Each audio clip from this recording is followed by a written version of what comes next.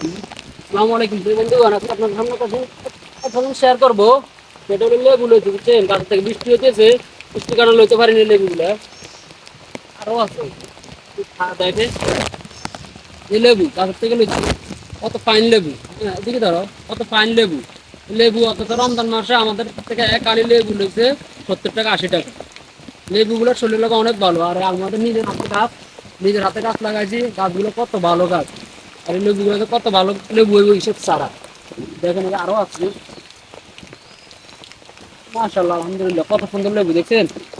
সবাই আসলে যদি আমরা নিজের জায়গা থেকে গাছটা দেখাও, গাছ যদি আমরা লাগাই, আসলে লেবুর দাম কেউ এদিক দেখাও, এই লেবুর দাম কেউ সিন্ডিকেট করতে পারবে না। কতগুলো লেবু দেখো এদিক দেখো, আলহামদুলিল্লাহ নিজের গাছের লেবু। মাশাআল্লাহ দেখছেন কতগুলো লেবু লইছি।